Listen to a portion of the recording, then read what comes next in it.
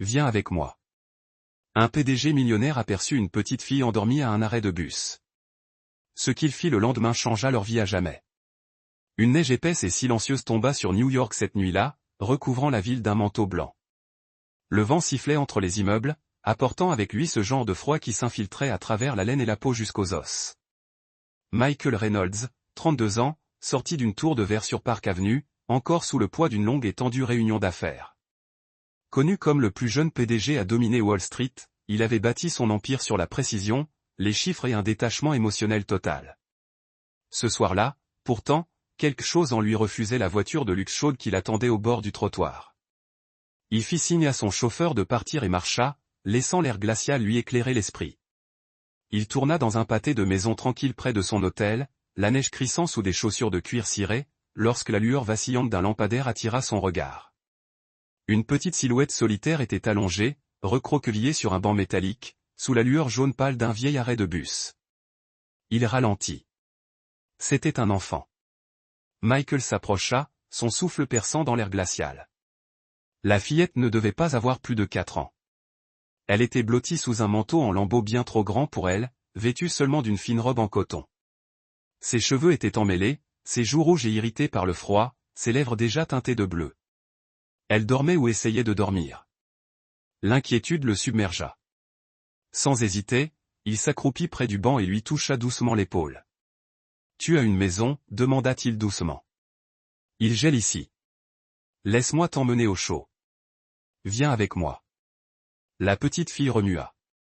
Ses yeux clignèrent, écarquillés, étonnamment clairs, grands ouverts et calmes. Elle le regarda sans peur ni surprise, juste une confiance tranquille. « Ma maman est partie chercher à dîner, » dit-elle d'une voix faible mais ferme. « Mais je n'ai pas peur. Tu es là maintenant. Tu es le miracle, n'est-ce pas ?» Michael se figea. Ce mot miracle lui fit quelque chose. Elle l'avait dit comme si c'était un fait, comme si c'était une évidence, comme si elle l'attendait. Il ne savait pas quoi dire. Dans son monde, la foi n'avait pas d'importance. Les résultats, oui. Et pourtant, à cet instant, ce seul mot prononcé par une petite fille enveloppée de givre le bouleversa plus profondément que n'importe quel investisseur. Elle se redressa légèrement et fouilla dans le vieux sac à dos posé à côté d'elle. Elle en sortit une photo froissée et la lui tendit. « Voici ma maman, » dit-elle. Elle dit qu'elle serait de retour avant que la neige ne recouvre mes chaussures. « Tu peux attendre avec moi jusque-là. » Michael baissa les yeux. La neige avait déjà commencé à s'accumuler sur les bords en caoutchouc de ses baskets. Cette vue lui fit mal au cœur. Sans un mot, il retira son lourd manteau de laine et l'enroula délicatement autour de ses petites épaules. Elle s'y enfonça instantanément, comme dans une couverture de nuages. « Comment t'appelles-tu » demanda-t-il après un long silence. « Laura » dit-elle en se blottissant plus profondément dans la chaleur. Il hocha la tête, ne sachant que dire d'autre. Elle baissa les yeux vers ses pieds. « Maman et moi, on reste ici parfois » ajouta-t-elle. « Ce n'est pas si terrible. La lumière m'aide à dormir. » Michael regarda autour de lui. Pas de maman, personne, juste du vent et un silence blanc. Il aurait voulu appeler quelqu'un, un refuge, la police, n'importe qui. Mais il ne le fit pas. Au lieu de cela, il resta là, assis avec elle. Il ne savait pas combien de temps il resta assis dans le froid glacial, sa veste protégeant à peine ses bras du vent. Mais Laura sembla se détendre à ses côtés, comme si sa présence réchauffait le banc. « Tu crois vraiment que je suis un miracle ?» demanda-t-il finalement, sa voix à peine plus forte que le vent. Laura hocha lentement la tête. « Maman dit que les miracles sont ceux qui se manifestent quand personne d'autre ne se manifeste. » Michael fixait la neige qui tombait devant lui, le souffle court. Pour la première fois depuis des années, il sentit quelque chose se fissurer dans la glace qu'il avait construite autour de lui. Et il resta donc, juste un homme et une petite fille attendant dans la neige, ignorant que dans quelques instants sa mère reviendrait et que plus rien dans sa vie ne serait comme avant. Ava resserra son écharpe autour de son visage tandis que le vent hurlait dans l'allée près de la soupe populaire. La neige collait à ses cils. Ses doigts étaient engourdis et le petit sac en papier qu'elle portait était déjà humide. Le temps.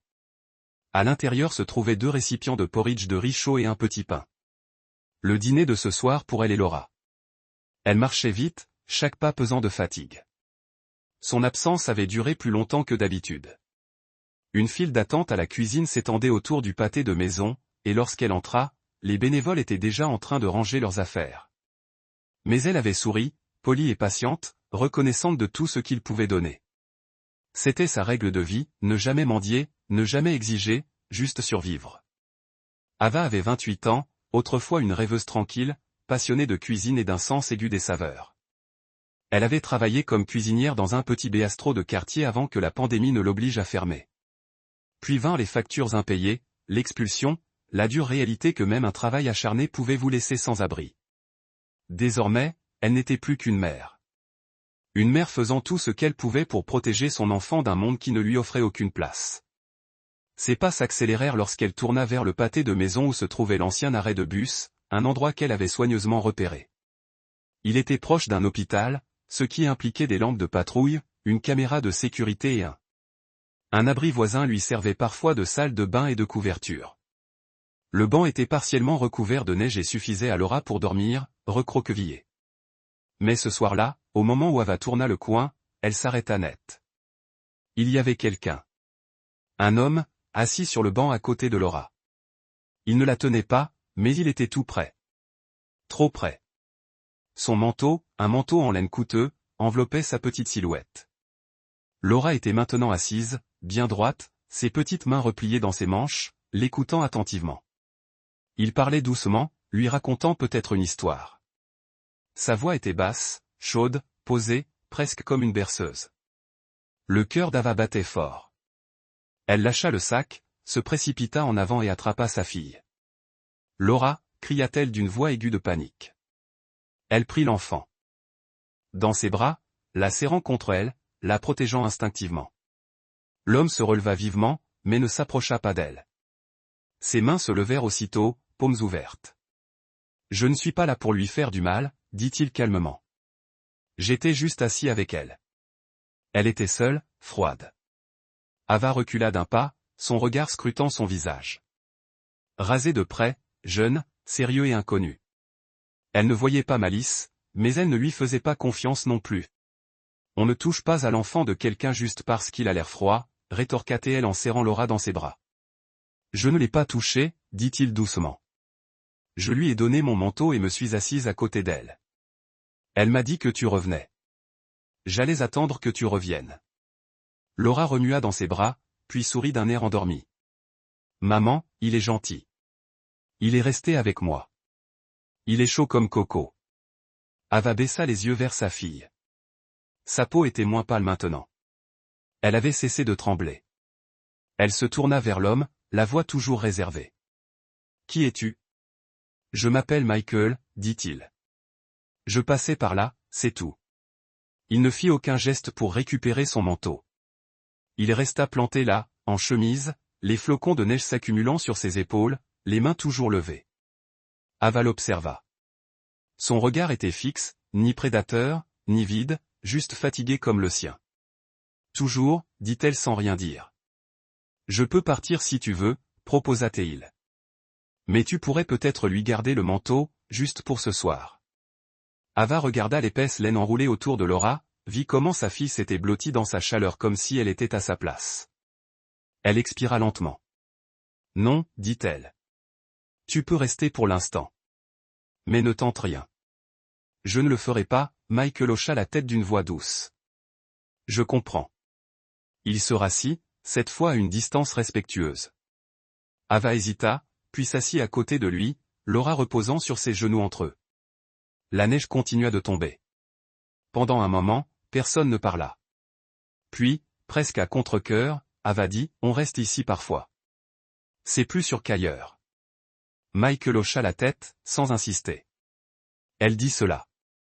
Ava le regarda de travers. Tu es vraiment restée assise avec elle? Il soutint son regard. Aucun enfant ne devrait être aussi seul. Pas dans un froid pareil. Elle l'observa un instant de plus, puis détourna le regard. Pour la première fois depuis longtemps, Ava ne se sentit plus aussi seule sur ce banc. Ava était assise, les bras serrés autour de Laura, son corps formant une barrière entre l'enfant et le monde. Bien que sa voix se soit adoucie, sa posture restait tendue. Michael, toujours assis un peu plus loin sur le banc glacé, n'insista pas. Il attendait simplement, calme, silencieux, présent. La neige continuait de tomber, recouvrant le trottoir en silence.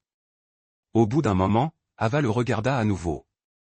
Merci, dit-elle prudemment. D'être resté, acquiesça Michael d'un léger hochement de tête. Pas besoin de merci. Je ne voulais juste pas qu'elle soit seule. Ava baissa les yeux. C'est gentil de ta part. Mais la gentillesse a généralement un prix. Je l'ai appris. Michael pencha légèrement la tête. Pas toujours. Ava ne répondit pas. Ses bras se resserrèrent autour de Laura, comme pour la protéger de bien plus que du froid. Michael hésita, puis reprit la parole. Je loge dans un hôtel à proximité. C'est chaud, propre. Toi et ta fille pourriez y passer la nuit. Juste une nuit. Vous seriez plus en sécurité qu'ici. Ava le regarda d'un air sévère. Et après? On se réveille avec une facture qu'on ne peut pas payer, ou pire, on te doit autre chose. Michael ne broncha pas. Tu ne me devrais rien. Elle laissa échapper un rire amer, bien que discret. C'est ce qu'on dit tous. Rien n'est gratuit. Michael ne protesta pas. Au lieu de cela, il baissa les yeux sur ses propres mains, puis la regarda de nouveau. Tu as raison d'être prudente. Je respecte ça. Il se leva, époussetant la neige de ses manches. Il y a un motel économique à environ 4 pâtés de maison d'ici. Personne ne vous dérangera là-bas. Je vous y emmène. Payez la nuit anonymement. Après, vous déciderez de la suite. Ava plissa les yeux. Pourquoi ferais-tu ça? Michael croisa son regard.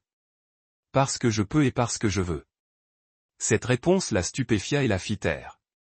Finalement, elle hocha lentement la tête. On y va juste pour ce soir. Il ne dit rien de plus, se contentant d'un léger hochement de tête et attendit qu'elle se lève, soulevant doucement Laura dans ses bras, le lourd manteau toujours enroulé autour de l'enfant comme un cocon. Ils parcoururent les 4 pâtés de maison dans un silence presque total. Laura, à moitié endormie dans les bras d'Ava, ne remua qu'une fois pour murmurer « Je l'aime bien, maman ». Il réchauffe l'air. Au motel, Michael s'approcha de la réception et s'occupa discrètement des réservations, demandant au réceptionniste de ne pas mentionner son nom. Puis il tendit une clé à Ava. « Tu seras bien ici, dit-il. » Elle hocha la tête. « Merci beaucoup. » Michael se retourna pour partir, mais s'arrêta à la porte. Puis il sentit une légère traction sur la manche de son manteau. Il baissa les yeux. Laura se tenait là, les yeux écarquillés, la voix murmurée. « Reviendras-tu demain? J'ai encore beaucoup de choses à raconter sur ce miracle. » Michael sentit sa poitrine se serrer. Il s'accroupit légèrement pour la regarder à hauteur d'œil. « J'essaierai, dit-il doucement. J'aimerais l'entendre. » Elle sourit, satisfaite, puis retourna en courant auprès de sa mère. Michael sortit. La neige avait ralenti et la ville scintillait d'un blanc silencieux.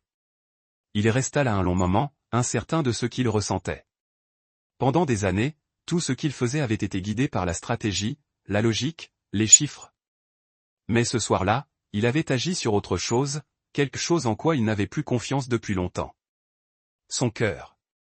Et cela l'avait conduit ici, vers une inconnue, une petite fille. Une histoire de miracle qui n'était pas encore terminée. Et pour la première fois depuis ce qui lui sembla une éternité, Michael ne voulait pas s'en aller. Le lendemain matin, Michael était assis dans son bureau, un café froid à côté de lui, mais son esprit était loin des rapports trimestriels ou des réunions du conseil d'administration. Il ne pouvait s'empêcher de penser à la femme et à l'enfant de la veille. Il y avait quelque chose chez Ava, quelque chose de discret mais inébranlable, une force qui n'exigeait pas l'attention mais imposait le respect. Elle avait toutes les raisons de s'effondrer, de supplier, de s'abandonner aux circonstances, mais elle ne l'avait pas fait, et Michael ne pouvait se défaire de l'image d'elle assise en silence sur ce banc, les épaules droites contre le vent, tenant sa fille comme un bouclier. Sans vraiment comprendre. Pourquoi, il appela son assistante. « J'ai besoin d'un travail de fond discret, dit-il. Elle s'appelle Ava, entre 25 et 30 ans, a une fille prénommée Laura. Je crois qu'elle travaillait dans la restauration. Pas d'implication policière, rien d'agressif, juste qui elle est. » Son assistante ne posait pas de questions. Elle ne le faisait jamais. Cet après-midi-là, un simple dossier arriva dans sa boîte mail. Ava Bennett, 28 ans, ancienne cuisinière d'un restaurant familial de Brooklyn qui avait fermé pendant la pandémie.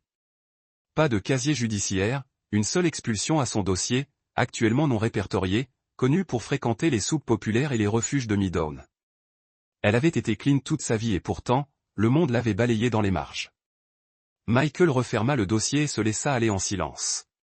Le lendemain soir, au lieu de rentrer chez lui, il se rendit à la cuisine communautaire du centre-ville, discrètement financée par l'une des associations caritatives de son entreprise.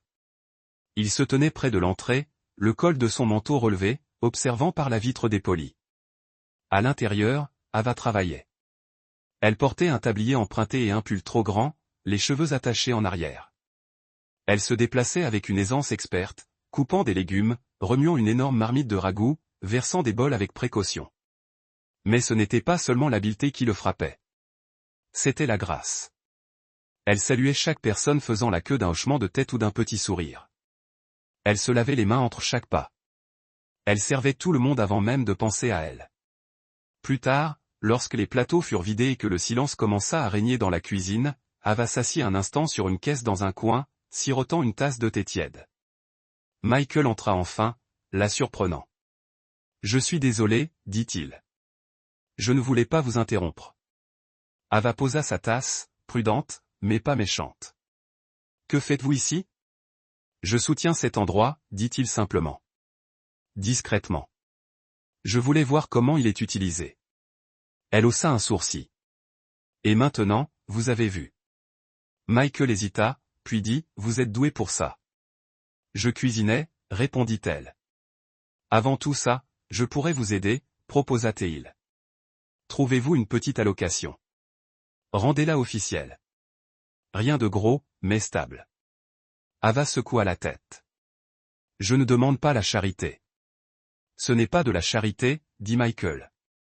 C'est une reconnaissance de valeur. » Elle le regarda longuement, puis hocha la tête.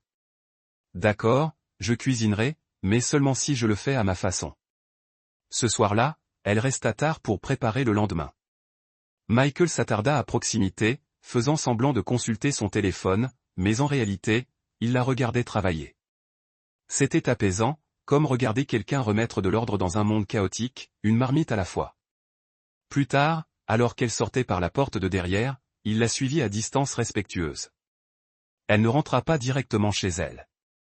Au lieu de cela, elle parcourut 2 pâtés de maison, tourna au coin d'une rue et s'approcha d'une silhouette affalée près de la ruelle.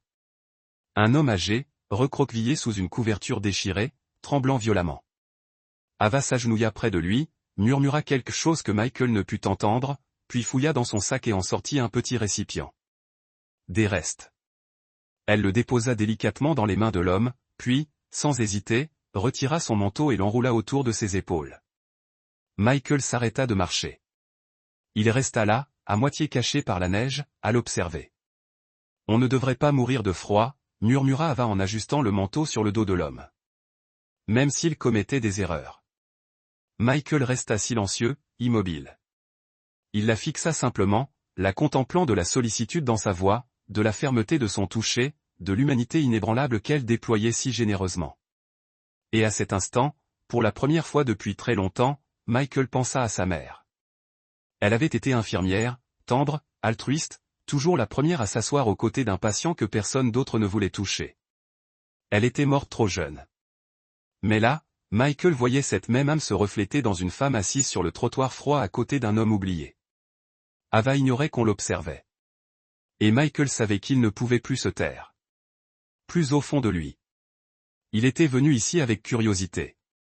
Il était maintenant complètement ému. L'hiver s'installait en ville, mais Michael se retrouva à sortir dans le froid plus souvent que jamais. Tout commença un soir. Ava emballait les restes de nourriture de la cuisine communautaire dans des boîtes en papier lorsque Michael lui offrit discrètement. « Ça te dérange si je me joins à toi ?» Elle hésita, incertaine de son sérieux, ajouta-t-il en soulevant délicatement un des sacs. Ava l'observa un instant, puis lui tendit une boîte. « Tu auras besoin de gants et peut-être d'un peu d'humilité. » À partir de ce soir-là, ce fut un rituel. Chaque soir, après la fermeture de la cuisine, ils préparaient de petits repas et marchaient ensemble dans les ruelles, les bouches de métro et les recoins oubliés de la ville, des endroits où l'on dormait dans les embrasures de portes et sous les cages d'escalier. Beaucoup de ceux qu'il servait n'osaient jamais entrer dans la soupe populaire par honte ou par peur, mais Ava les trouvait quand même. Michael le suivit. Il regarda Ava s'agenouiller sans hésitation dans la neige fondue, déposer la nourriture à 2 mains et regarder le destinataire dans les yeux. Toujours dans les yeux, elle disait « merci ». Même lorsqu'elle donnait, cela le touchait profondément. Ce n'était pas par pitié qu'elle donnait. C'était par dignité. Un soir, alors qu'il marchait dans une ruelle étroite, Michael finit par demander « Pourquoi les regardes-tu toujours comme ça, même quand ils refusent de se retourner ?» Ava marqua une pause. « Parce que quelqu'un en a besoin. Je veux qu'ils sachent que je les vois. Qu'ils sont toujours humains. » Michael ne répondit pas. Il hocha simplement la tête, un respect discret grandissant en lui. Au fil des jours, leurs conversations s'approfondirent. Un soir, lors d'une longue marche de retour, Ava parla de son enfance. Un père parti, une mère qui cumulait 3 emplois, un petit appartement qui sentait toujours la soupe. J'ai été invisible presque toute ma vie, dit-elle simplement. Je suppose que c'est pour ça que je remarque des gens que les autres ne remarquent pas. Michael lui raconta avec hésitation son propre passé, la perte de sa mère à 12 ans, comment le monde lui avait dit d'être dur, rapide, brillant, et comment, au fil du temps, il avait troqué la douceur contre la stratégie. Il parla de sa réussite avec détachement, comme s'il lisait le CV de quelqu'un d'autre. Tu as bâti un empire, dit Ava doucement. Mais peut-être que tu avais besoin de quelque chose pour rentrer. Ils partagèrent leur premier vrai rire peu après. Dans la cuisine chaude et ambrée, tandis qu'il récurait les plateaux et essuyait les plans de travail, Michael répandit accidentellement de l'eau sur la table.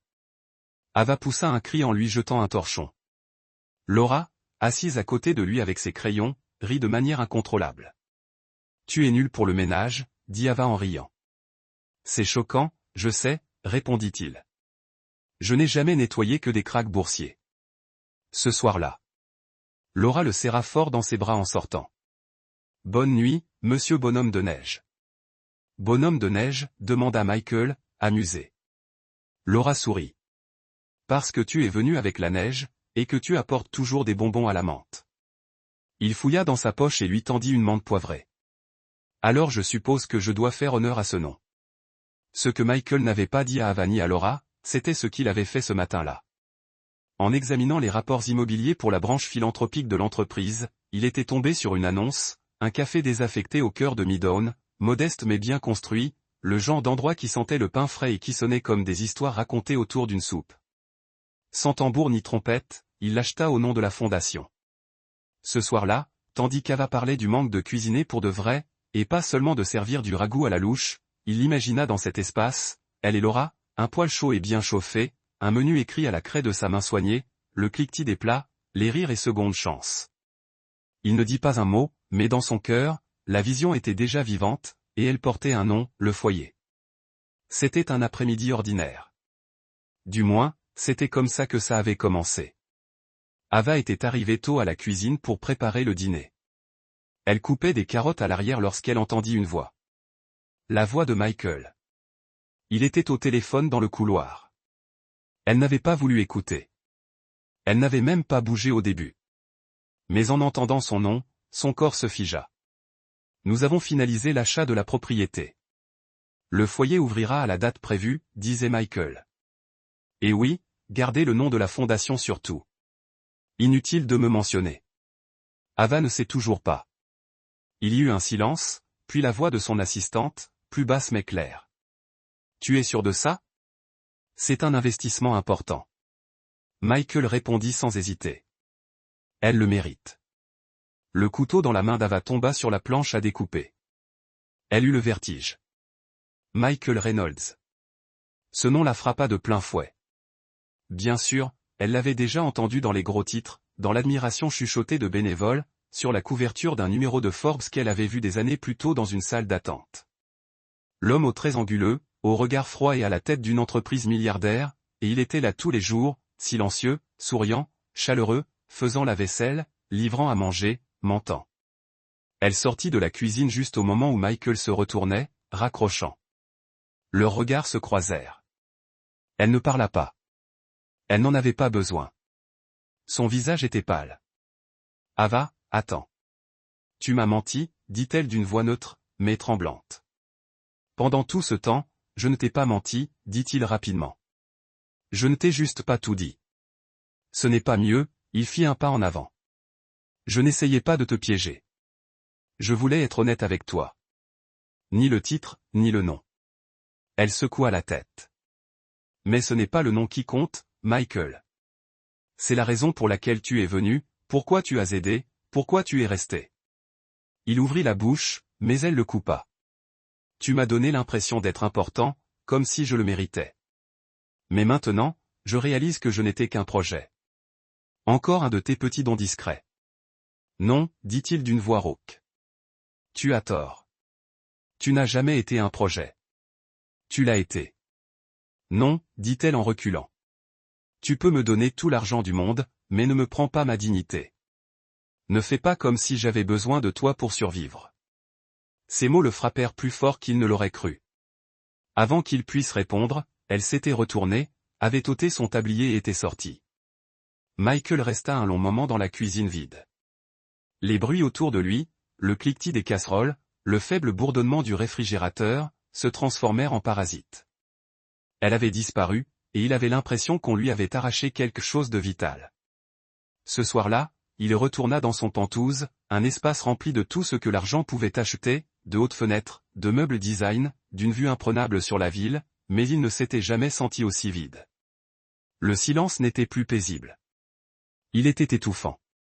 Pendant les 3 jours suivants, Michael erra dans son travail comme un fantôme. Son équipe le remarqua. Ses emails restèrent sans réponse. Il annula des réunions. Il cessa de rappeler. Et chaque matin, il se retrouvait à refaire le même chemin, passant devant l'arrêt de bus où ils s'étaient rencontrés, espérant apercevoir une petite silhouette vêtue d'un grand manteau. Elle n'était jamais là. Il s'arrêta aussi une fois à la cuisine, juste pour rester dehors, juste pour écouter. Il n'y avait ni rire, ni chaleur, ni ava. Il essaya de se raisonner. Il avait été question d'entraide, de gentillesse, de foyer.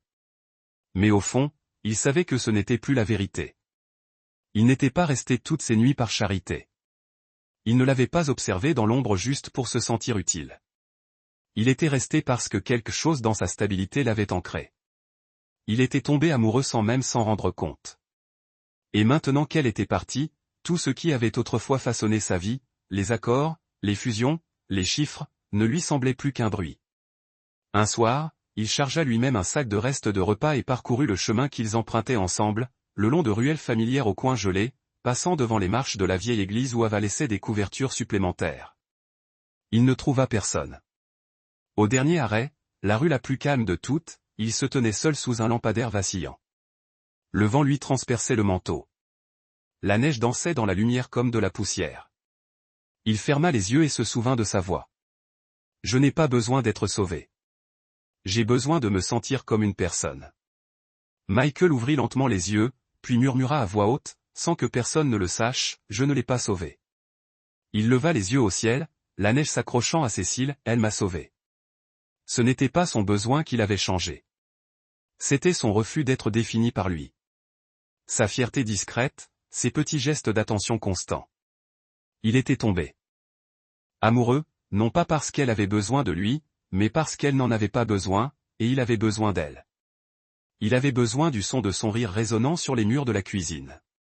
Il avait besoin des câlins à la menthe poivrée de Laura. Il avait besoin de la façon dont Ava regardait les gens comme s'ils comptaient encore, même quand le monde les avait oubliés. Michael Reynolds, l'homme qui avait tout, savait désormais ce que signifiait un manque si profond que cela résonnait. La cuisine bourdonnait du léger cliquetis des casseroles et du murmure des voix tandis que les bénévoles préparaient le dernier repas du soir. Mais lorsque Michael franchit la porte ce soir-là, tout sembla s'être arrêté. Il ne parla pas. Il ne demanda pas la permission. Il se contenta d'aller au fond de la pièce et de s'asseoir sur le même tabouret où il goûtait les plats à côté d'elle. L'air sentait le gingembre et le bouillon. Cela lui rappelait une chaleur, celle qui ne s'achète pas. Autour de lui, personne ne disait rien. On savait qui il était désormais. Mais ce soir-là, cela n'avait plus d'importance. Ce soir-là, il n'était qu'un homme qui attendait quelqu'un. Les minutes passèrent. Puis Ava apparut. Elle sortit du fond, tenant un bol fumant dans les mains.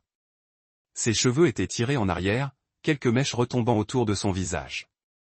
Elle marchait lentement, le regard rivé sur lui, indéchiffrable. Elle ne dit rien en posant le bol sur le comptoir devant lui. Ni salut, ni sourire, juste manger. J'ai ajouté du gingembre. Il fait froid dehors. Michael leva les yeux, la fixant du regard. Il prit la cuillère, puis la pâte. Je ne sais pas quand ça a commencé, dit-il doucement. C'était peut-être la nuit où je t'ai vu donner ton dernier bol de soupe à quelqu'un qui ne pouvait pas soutenir ton regard.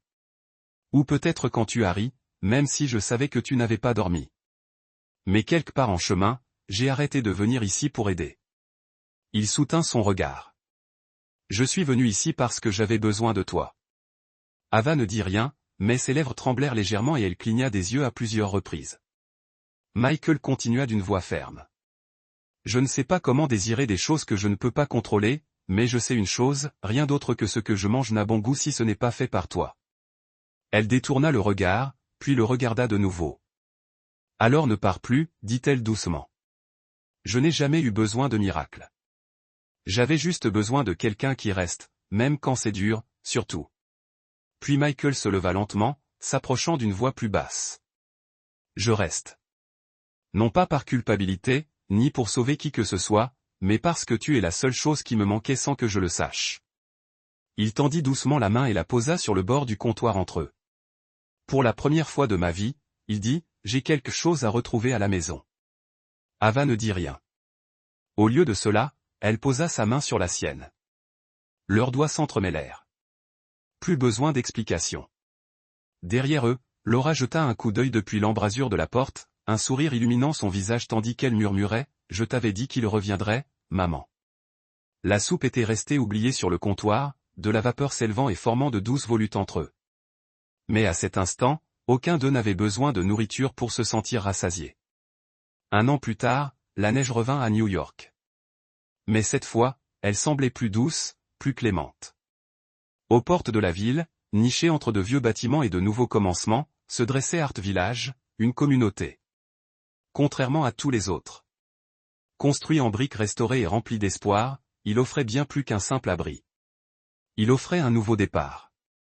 À l'intérieur, on trouvait une cuisine communautaire animée, une salle de classe pour la formation professionnelle, des jardins partagés, un coin lecture et une aire de jeu où les rires des enfants résonnaient comme des cloches.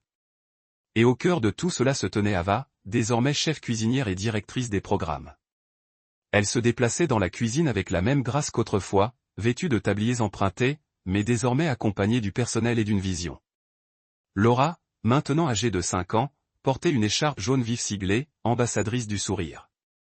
Elle avait pris ce titre très au sérieux, saluant chaque visiteur, bénévole et résident avec son rire caractéristique et une poignée de pastilles à la menthe. Le jour de l'ouverture, la petite salle communautaire débordait de monde. Donateurs, partenaires, anciens résidents du refuge et familles autrefois installées dans la rue. Michael monta sur scène pour prendre la parole, modestement vêtu d'un manteau de laine et d'un col ouvert, scrutant la foule du regard. Au moment où il tendait la main vers le micro, un mouvement flou fila à travers le rideau latéral. « À pas !» Laura cria-t-elle en montant les marches pour le rejoindre, tenant un micro jouet qu'elle avait insisté pour apporter. La foule rit. Laura se tourna vers le public, fièrement debout aux côtés de Michael. « Voici mon père, dit-elle, rayonnante. Ce n'est pas un miracle. Tout le monde le dit, mais ce n'est pas le cas. » Michael cligna des yeux, amusé et légèrement abasourdi. Elle continua, la voix claire et forte pour quelqu'un de si petit. « C'est mon père maintenant. Je l'ai souhaité il y a longtemps, et il est venu. » La salle se remplit de rires doux, d'applaudissements et de larmes. Du côté de la scène, Ava regardait, une main sur la bouche, l'autre doucement pressée contre sa poitrine. Ses yeux brillaient dans la douce lumière. Michael se tourna vers Laura, s'agenouilla près d'elle et murmura, « Tu sais quoi, ma puce ? Je crois que j'ai fait un vœu pour toi aussi. » Le reste de la soirée se déroula dans la joie et la célébration. On dansa, on raconta des histoires, on se prit la main, et lorsque la nuit se calma, tous les trois retournèrent au petit cottage près du jardin du foyer, une maison remplie de parquets, d'étagères, de pots à épices et de la chaleur d'un bien mérité. C'était la veille de Noël. Dans la cuisine, Ava coupait un gâteau aux pommes épicées tandis que Laura, agenouillée sur le rebord de la fenêtre, guettait le ciel à la recherche de lanternes. Michael se tenait à proximité, une tasse à la main, les observant d'un regard qui exprimait plus que de la gratitude. Un regard de paix. Dehors, des lanternes en papier flottaient depuis le village du foyer, portant des vœux griffonnés d'une écriture enfantine et d'une cursive tordue. Laura s'écria, « Je crois que celle-là est la mienne. » Je souhaitais plus de câlins. Michael enroula ses bras autour d'elle et d'Ava, les tirant près de la chaleur du four, l'odeur de cannelle tourbillonna autour de lui. Ava pencha la tête contre son épaule et chuchota. « Nous souhaitons un miracle. » Michael sourit doucement, les yeux sur le ciel.